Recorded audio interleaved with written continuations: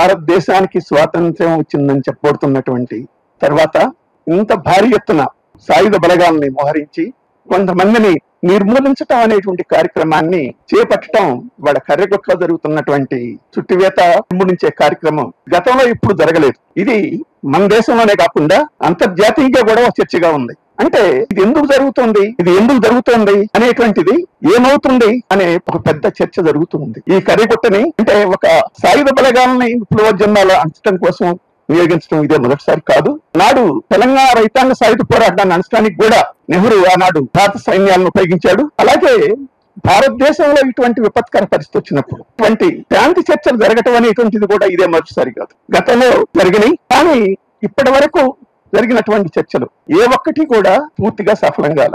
కర్రెగొట్ట చుట్టివేత నిర్మూలించే కార్యక్రమం చేపట్టక ముందే Maoist party తన వైపు నుంచి హైదరాబాద్ లో మేధావులు సదస్సు జరుపుకొని చర్చించి కేంద్రంలో ఉన్నటువంటి నరేంద్ర మోడీ ప్రభుత్వానికి, రాష్ట్ర ప్రభుత్వాలకు, ఇటు మావోయిస్టు పార్టీకి కూడా శాంతి చర్చల ద్వారా సామరస్యంగా ఈ సమస్యను పరిష్కరించాలి, శాంతియుత వాతావరణాన్ని, ప్రజాస్వామిక వాతావరణాన్ని నెలకొల్పాలి అనేటువంటి విజ్ఞప్తి చేశాయి. ఆ విజ్ఞప్తికి స్పందించినటువంటి మావోయిస్టు పార్టీ మేము శాంతి చర్చలకు సిద్ధం అని దాదాపు వెంటనే